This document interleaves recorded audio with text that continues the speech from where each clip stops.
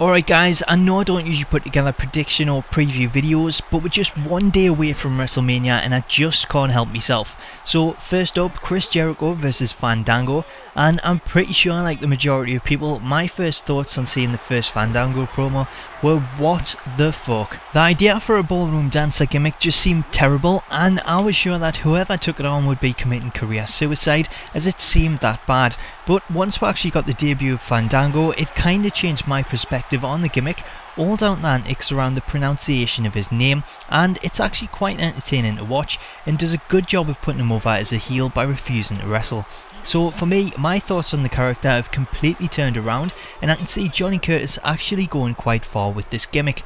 Personally, I think a debut win is guaranteed, and having Chris Jericho as the opponent is perfect. The spot between the two that initially started this feud with Jericho mispronouncing Fandango was a classic moment for me, and if you look at Jericho's matches since he's been back, he's worked with some incredible talent, and every match he's had has been a great match. So I'm really looking forward to seeing these two face off, and for me a Fandango win is a given, but I can't see him winning it clean. I think we'll see something take place to give Fandango the fluke win, and then hopefully these two will continue to feud into the next pay-per-view. Next up, Randy Orton, Sheamus and Big Show versus The Shield. Now with this match I'm kinda hoping we get to see a victory for The Shield, as putting them over at WrestleMania will further go towards cementing them as a genuine force to be reckoned with. However, if they do go over, I'd like to see them actually given a chance to compete more often as a tag team or in singles action, as I'm not a big fan of the 6-man matches, and having a 3-man team can kind of halt the progress of new stars, as it's harder to book all 3 of them. So if it was down to me, I'd like to see a rule change on the tag team championships and have it so a 3-man team can hold the titles and defend them with any 2 members. That way it'll help improve the tag team division, and we'll get to see the Shield a little bit more active when it comes to wrestling matches. But back to this match and the other team of Randy Orton, Sheamus and Big Show. Now, I think they'll be dealt a loss, hopefully with Randy delivering an RKO to another team member and having him turn heel, as I don't think we get the best out of Orton as a face. I think he'll be better wrestling as a heel, and with Orton turning on his team, it could even lead to the Shield capitalising on the act and picking up the win. Moving on to the Triple H versus Brock Lesnar match, and for me this match doesn't really make a lot of sense, as Triple H is already semi-retired, so effectively we'll have him coming out of semi-retirement to wrestle a retirement match.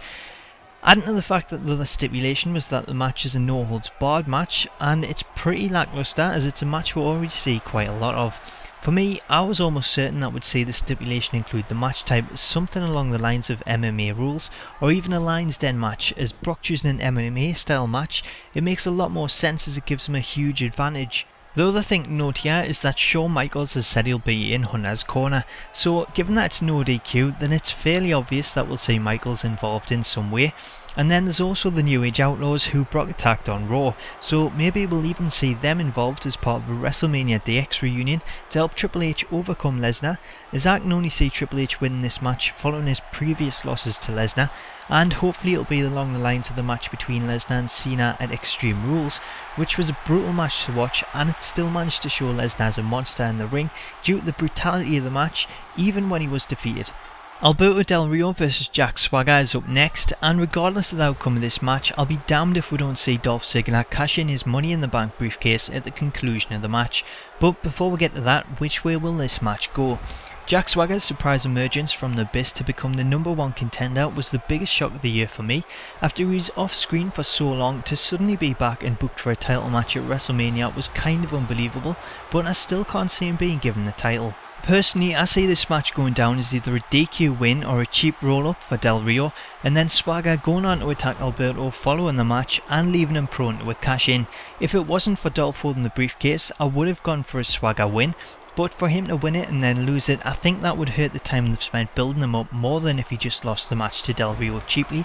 So there is the whole Swagger/Dolph situation, and I think that would be in place if Swagger was to win the title and be cashed in upon, but I can see this happening further down the line. So my prediction here is a Del Rio win followed by a cash in and Dolph Ziggler walking out as the World Heavyweight Champion.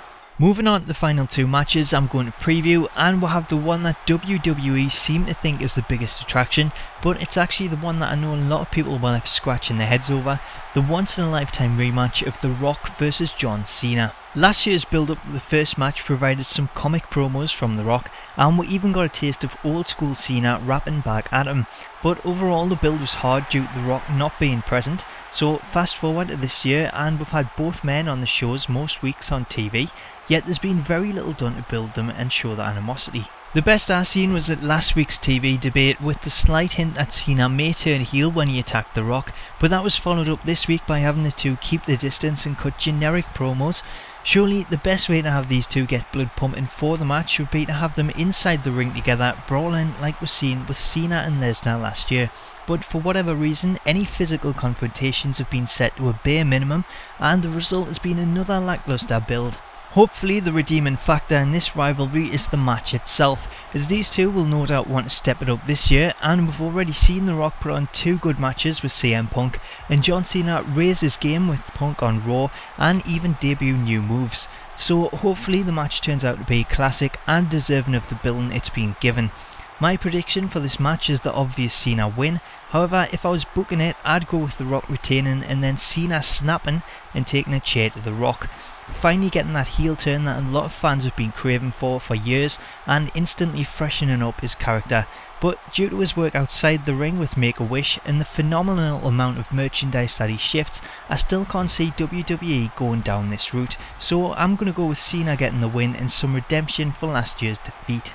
Now for the big one, CM Punk versus The Undertaker, the best in the world versus The Streak.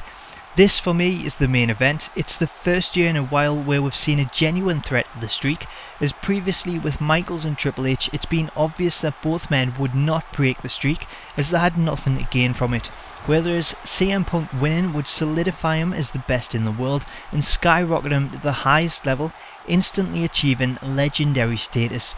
On the other hand, I've always been of the opinion that Taker deserves to retire undefeated at WrestleMania, but as long as he is undefeated then we'll always expect to see him come back and defend the streak, which based on his health might not always be possible. Now Punk said in an interview last year that he didn't want to face The Undertaker at WrestleMania as the outcome would be too obvious and that Taker would win. But now that Punk has the match, he's done a great job at making it believable that there is a genuine threat to the streak. And the build up to the match has been really well worked, however edgy it's been following the passing of William Moody. Now, I know some fans have argued that it's gone too far, but everyone that has commented on the angle that knew Bearer has said that he would have absolutely loved it, and personally I've liked that edgy nature of the angle, as the best storylines always tend to be the ones that blur the lines between fiction and reality, whether it's CM Punk leaving with the WWE title or mocking the death of Paul Bearer. This Sunday's match is unmissable. So these are my predictions for most of the matches at this year's WrestleMania. Let me know yours in the comments below, or why not submit your predictions to the Smacktalks Prediction League and see if you can come out on top when I post the results. Finally, don't forget the WWE app will be hosting a free live pre and post WrestleMania show, so enjoy WrestleMania.